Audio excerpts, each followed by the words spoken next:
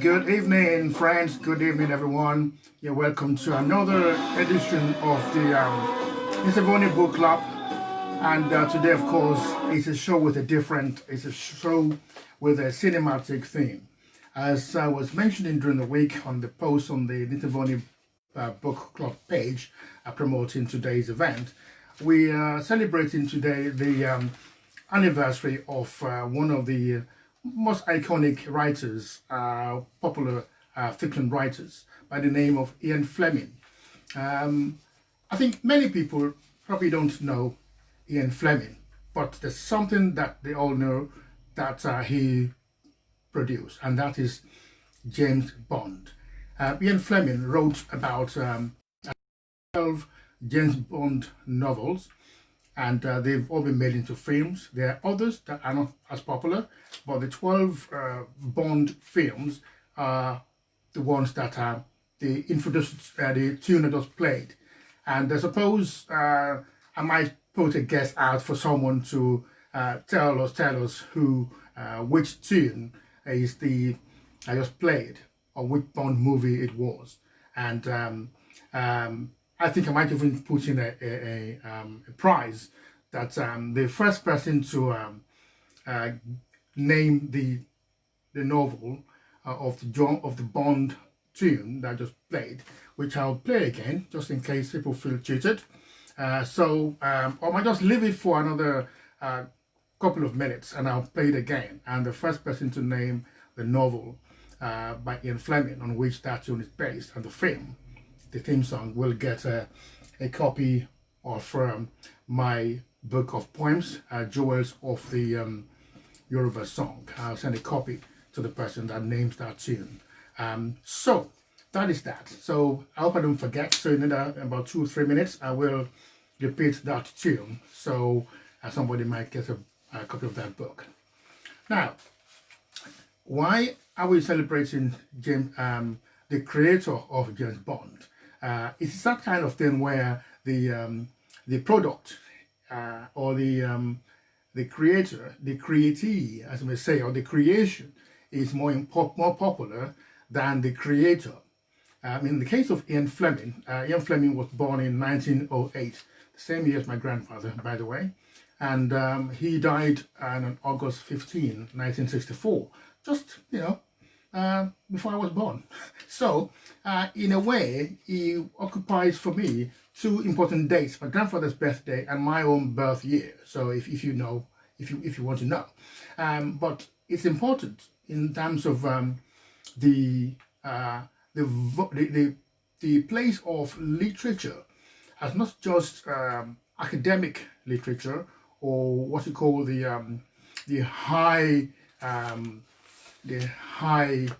what do you call it, the theorists or the purists of literature. And there is a place for contemporary fiction, what you might even call commercial press. And for many people who are familiar with literature in Africa, you might even remember a castigation of what used to be called the Onisha market literature, which was basically the literature of the streets, and in eastern Nigeria, where people produce works of literature and would be produced today and printed tomorrow. But that isn't much different from what used to happen to Charles Dickens and his novelettes and stories that were published. So let's go back to Ian Fleming. What I like to do first is just to of course, I couldn't get all the novels, all the books myself. So what I did a cheat. What I did was that I printed off, went on the internet and printed off some covers of some of the famous novels by Ian Fleming that were made into Bond films. Somehow they didn't turn out too clearly, but I'll show you the ones I have.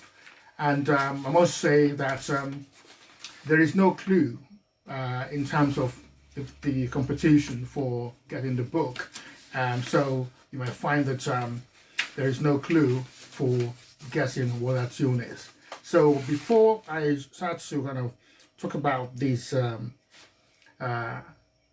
book covers and talk about the films. And hopefully somebody will call me and want to have a chat about their own favorite Bond film rather than the Bond novel. Well, it doesn't really matter. It's a matter of interpretation. So I'll play that tune again.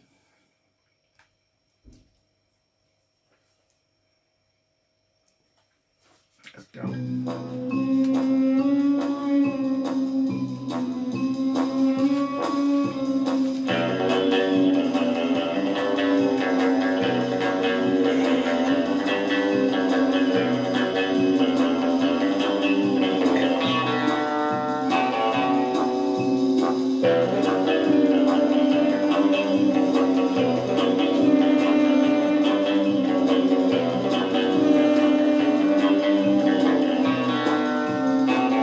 So that was the tune to the James Bond film of the name that I won't mention. So I hope somebody will kind of join in and say, "Oh, I know it," and can win that that book. So I'm just going to show you some of the covers of Ian Fleming's. Oh, by the way, because it's a program today about a book club that is basically tuned. It's themed around cinema. I've taken the liberty of getting myself some popcorn and something to go with it, so we can pretend that we're in the cinema talking about Ian Fleming's books and the films that they came out of it. I think one of the things that I find fascinating about what we're doing nowadays, about this lockdown and this COVID-19 situation, is that you can make your own cinema.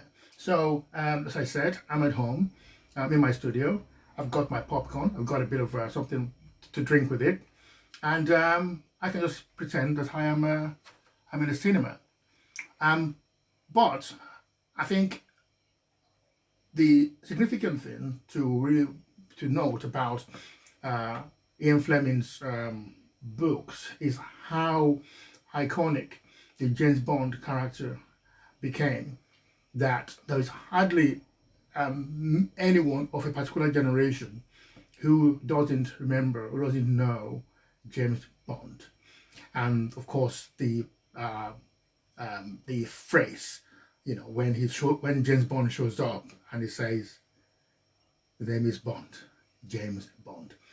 I think of course, it's a matter of interpretation in terms of when the directors and producers, the films and the casting, how they interpret the words that Ian Fleming put in the mouth of the character James Bond, or the other sidekicks or the other supporters or assistants like M and Q and all those people.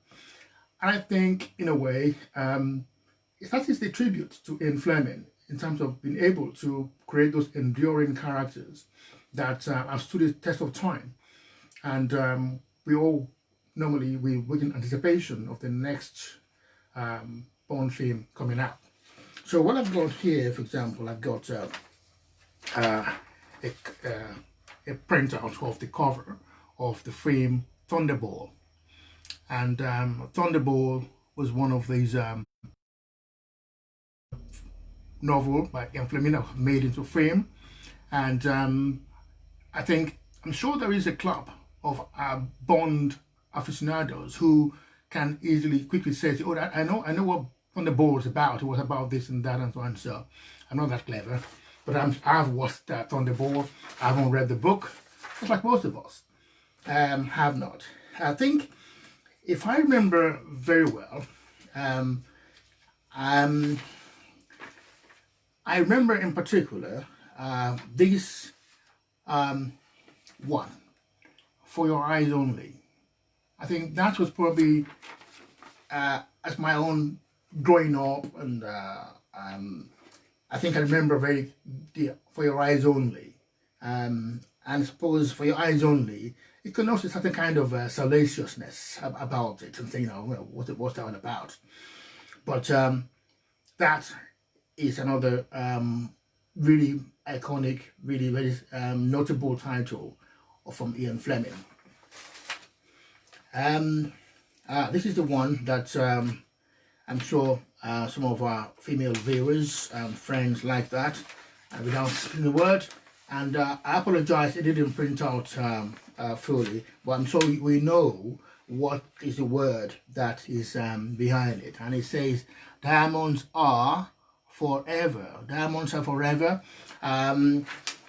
That is another of those movies, one of those books that was turned into a movie following the success of full work by Ian Fleming. So then we have, let me find another one here. Yes. You only live twice. You only live twice. So you only live twice, and another book by Ian Fleming that was made into a movie. Then we have the one that was made into a film only most recently, The Quantum of Solace. Books by Ian Fleming. Then again, very popular, The Man with the Golden Gun. The Man with the Golden Gun is was written in 1965, and so it wasn't. It was filmed in 1965. Filmed in 65 because Ian Fleming died in 64. So let's not get back over ourselves. And you only live twice. I think it was filmed in 1981. And now I have Thunderball. Thunderball was filmed in 1961. There's always the debate. Among Bond admirers or critics about who was the best Bond ever, and I think that wasn't an issue for Mr. Fleming. Ian Fleming, he made the character for all time, and even though, of course, it might have envisaged that this was turned into a film, and it was turned into a film in his lifetime, it did not mean that there was going to be a prescription as to who was going to interpret the character in a particular way. And as we realize that the people who played the Bond character have interpreted that character in different ways based on the direction and, of course, on the individual character or actor, and as well as the time. So my favorite Bond is Sean Connery. Some people would say, "Oh, Roger Moore was better," or and things like that. And there were one or two people who kind of squeezed in during the time. I think with a guy called Lazenby, he was there. Probably did one film. Timothy Dalton did a couple. I suppose these are the guys you call the ones who just kind of showed up a bit. The more dominant Bond actors have been Roger Moore, Sean Connery, and what's that guy's name? I remember him, but then came I remember him. Forgot his name again. Must be old age. Anyway, the current Bond actors got the franchise. Great guy. So I'm sure I'll pick it up as we go along. Then, what is the significance? So when we're talking about the books, that the reason why we commemorate Ian Fleming, I think its significance lies in the enduring quality of his writing. In a way, for people, James Bond is almost synonymous or very similar in quality as an icon of literature, of contemporary literature, like James Hadley Chase. For those who read popular fiction in the 70s, the 80s, James Hadley Chase was this American detective, private detective, and it was everywhere, always doing things, and his novels kept pumping out every now and again with different kind of interpretations. But I don't think I've seen a film based on the works of James Chase. So James Hadley Chase wasn't a character. James Hadley Chase was a writer, and they had this guy, this main character, Mallory or some. I think I think it was Mallory. It was a private detective, always getting into shenanigans everywhere. I think not all of us can read Oedipus or Shakespeare or Aristotle and all those heady stuff. And there's a place for popular fiction that gives people pleasure and also nourishes their reading. And I don't think anyone would undervalue the work of Ian Fleming as a writer of these James Bond novels and compare him to people who have written more esoteric literature and have won Nobel Prizes. And I mean, and on that note, it might be actually something of importance to check. Again, let us talk about Ian Fleming and what its legacy. And this is what happens on the internet. You type Ian, you're looking for Ian Fleming, and Ian Wright comes up. So I'm looking for Ian Fleming, and let's see what has been a kind of legacy issue for him. So what we know about Ian Fleming, what we know about him essentially is that he worked for the naval intelligence during the Second World War, and he did a lot of stuff around the war intelligence and so on. So, and therefore, his wartime background helped him to kind of formulate, understand how the kind of nuances and little details about how spies work and powers and global issues in that way. According to what they have here, the first Bond novel he wrote was Casino Royale in 1952, and you know, it basically broke the bank. You know, it was a sellout, and one other thing that many people don't know about Ian Fleming, which is that he just didn't write all this spy novels and things to do with you know, aggressive men and women.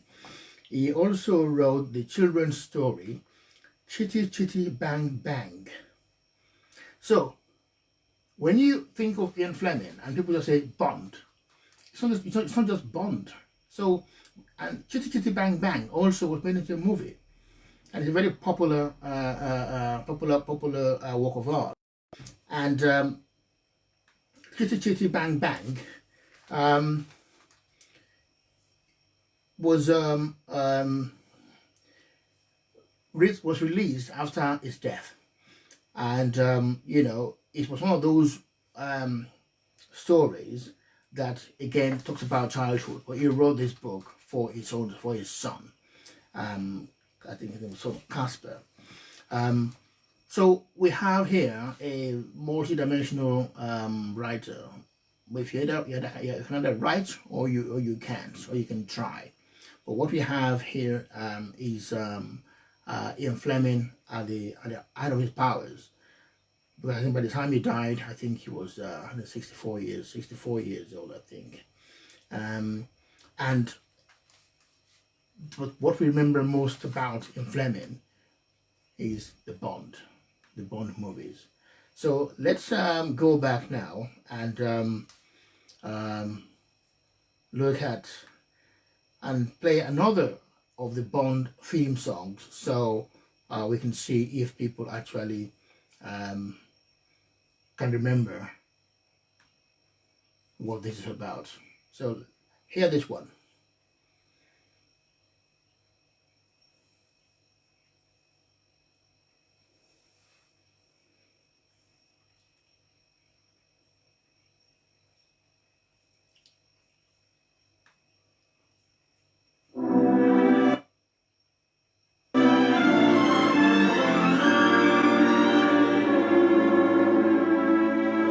From Russia with love, I'd fly to you, much wiser since my goodbye to you. I've traveled the world to So that's one split for itself, is From Russia with Love. And the next one I'm going to put together, put out and play, is one of the very popular Bond movies, and no pennies for guessing which one it is.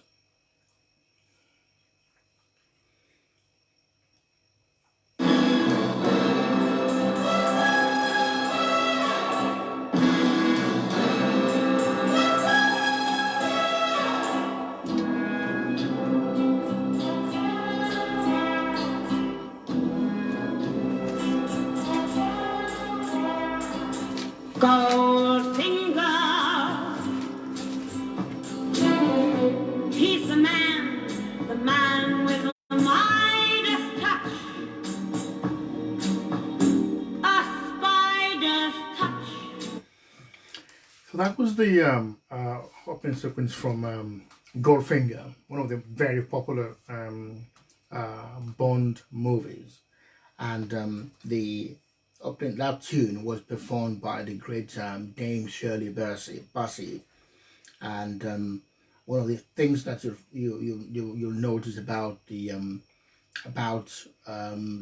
Bond movies is the quality of the score. The music that accompanies the film is always very enigmatic, very special.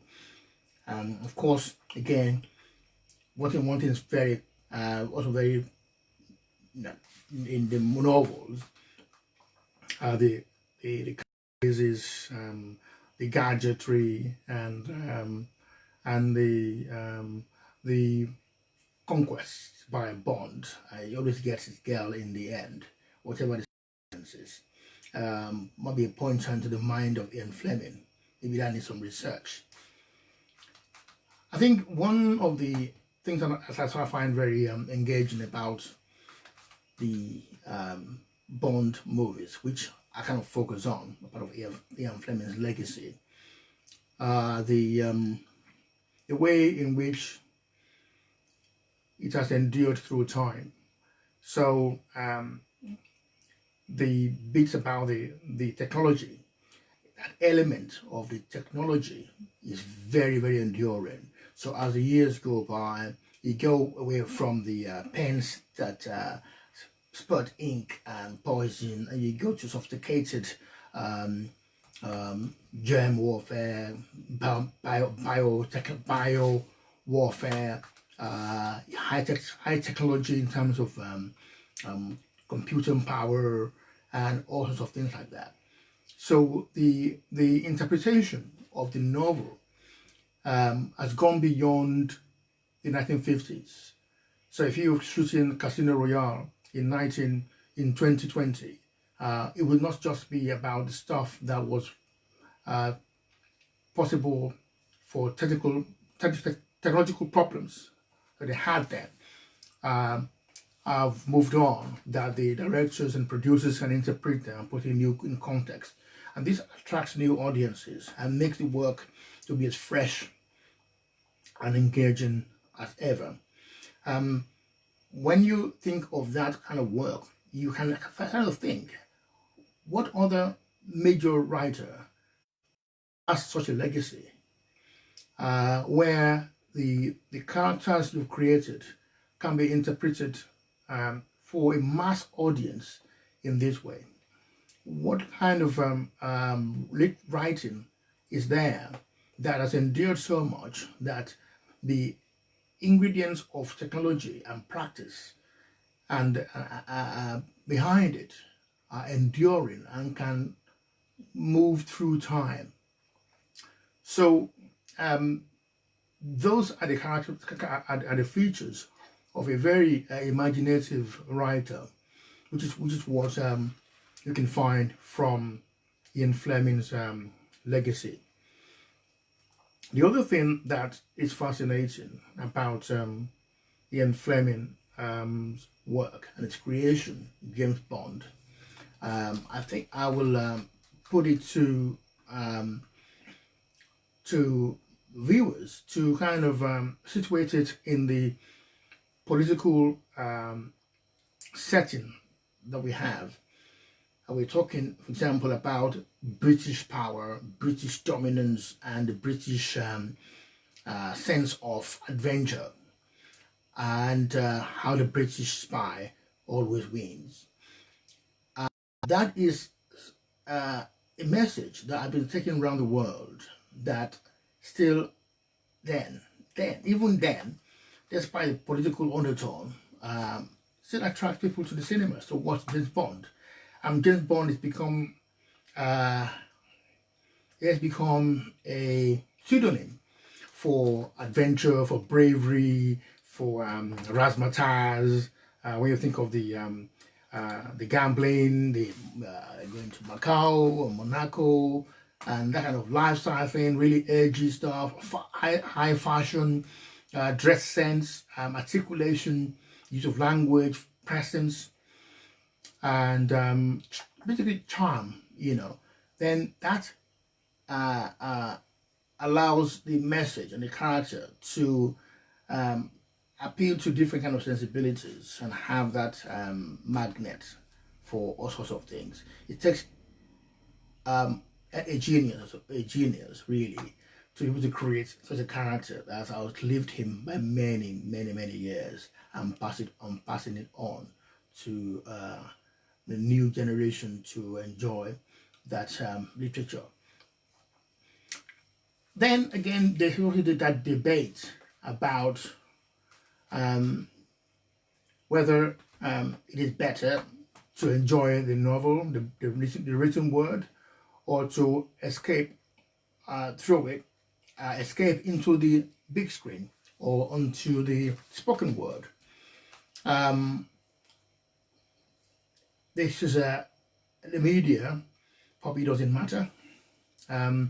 As we all know, there are people who have a difficulty, for example, to read, and even though you can't read with Braille, there are still people who may not have access to the literature. So, for example, if the book has been translated to Yoruba and you don't speak any other language, you don't speak French or German, then you may have no access to it. But if you can listen to the audio version, so the dramatization, and there are some really powerful audio dramatizations of the Bond and other thrillers in that way.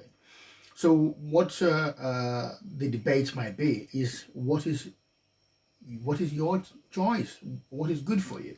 So if you haven't got the time, you might be driving on a long journey, you prefer to have the audiobook and listen to the book and go into that time, because of course don't forget that the people who dramatize these works for audio either read it for audiobooks or who actually dramatize them for the radio or for listening are actually also experts in the field, and they might take you to places that you didn't imagine you were able to go to just by listening to the written word performed on radio. And I like radio. I like reading to radio plays, and I have enjoyed one or two of these Bond performances on radio or in the radio dramatizations. Then, so I think what I'll do now, I just kind of quickly go through one or two other of the scores to the film. We have Nancy Sinatra doing her performance, which is the intro to the film You Only Live Twice. So let's listen to that. Monday.com is the project management Now that wasn't what I wanted. platform my That's team what and I wanted. use to keep our work moving forward anywhere. Okay, that's done there. I paid my fee to go to I think sort of Nancy Sinatra.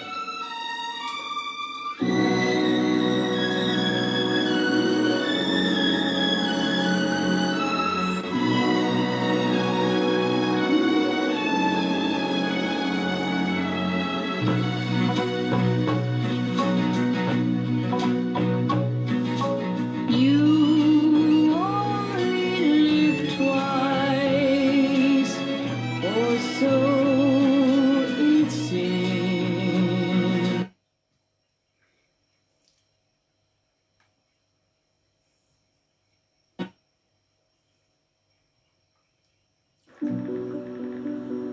Today, your information is more exposed than ever.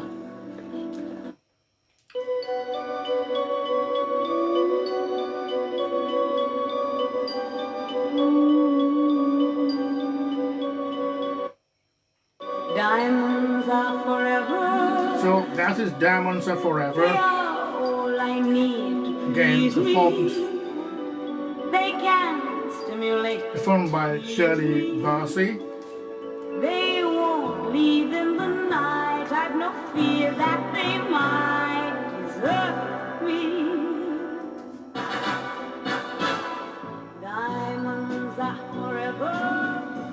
I think the part of the when I was talking about the cachet, the really edginess of the Bond films is that when you think about the opening scores or the screen, the music, it's all been performed by the best performers available. And this is Shirley Bassey doing Diamonds Are Forever. Shirley Bassey, the dame herself, is awesome. And then of course, I'm going to play another one which is performed by one of the finest female vocalists in the business. And this is the one by, this is the tune to License to Kill. And this has been done by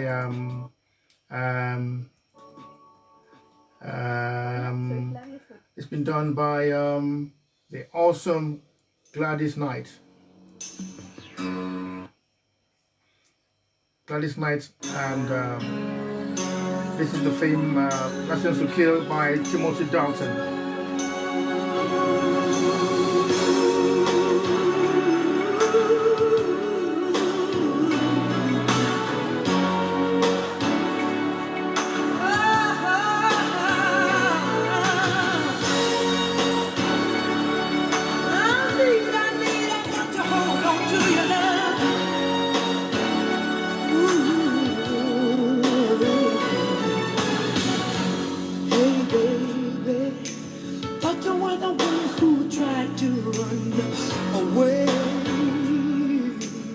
Again, a big tribute to the memory of Ian Fleming, the creator of James Bond. And before we go, I need to again take you to another of the superb music, and this one is the one by the fantastic, most fabulous female performer, an icon in her own right. That's Tina Turner doing the tune for GoldenEye.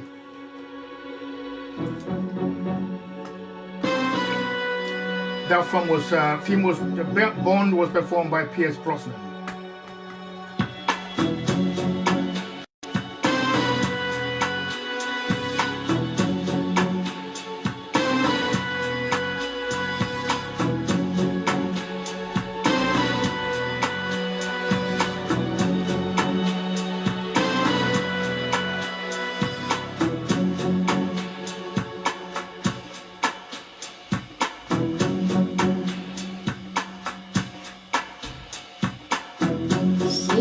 oceans on the water, more than darkness in the depths. See him surface in every shadow.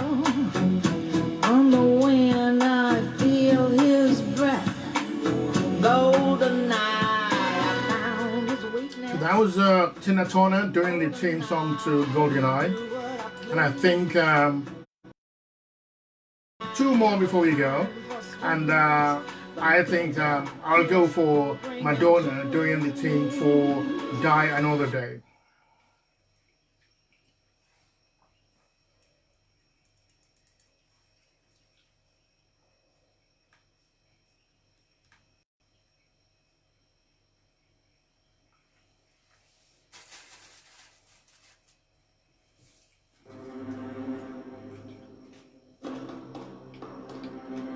No, I'm gonna kiss some part of I'm gonna keep this secret. I'm gonna close my body now. I guess that another day. I guess that another day. I guess that another day. I guess that another day. I guess I'll die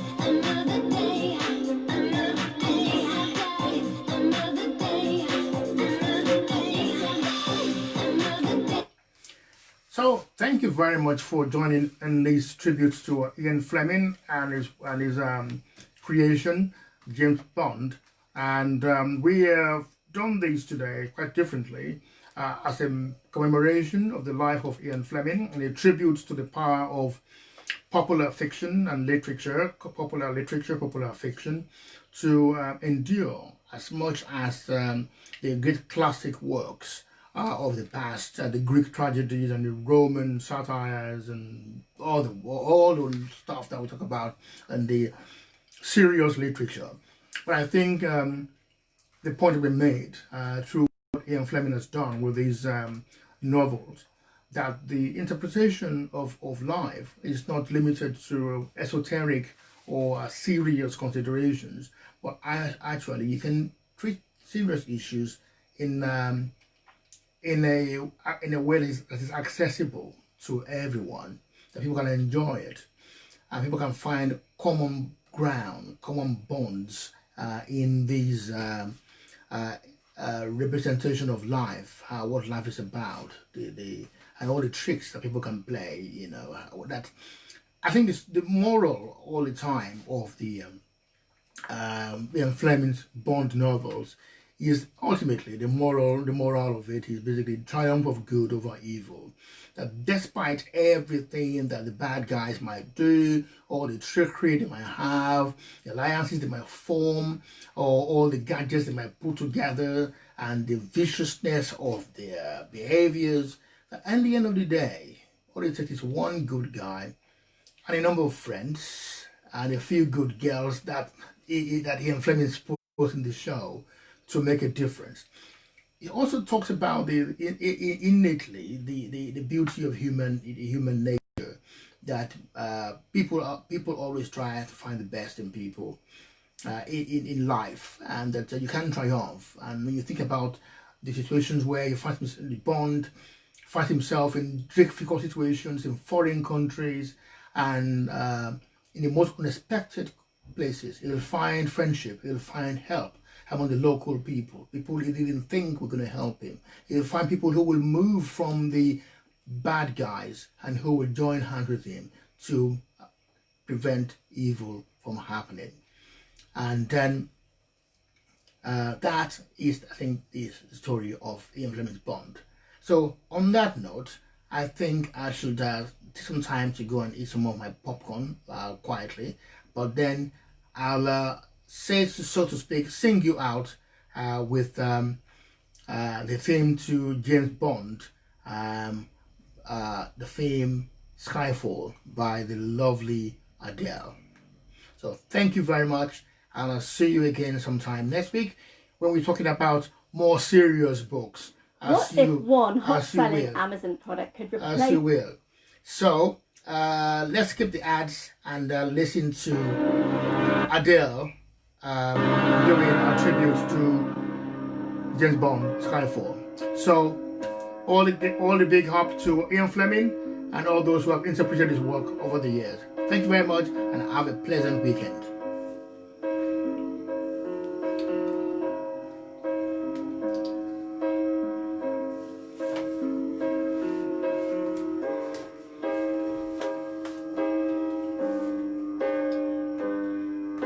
This is the end. Hold your breath and count to 10. Feel the earth move and then hear my heart burst again. For this is the end. I drowned and dreamt this moment, so overdue I owe them. Swept away.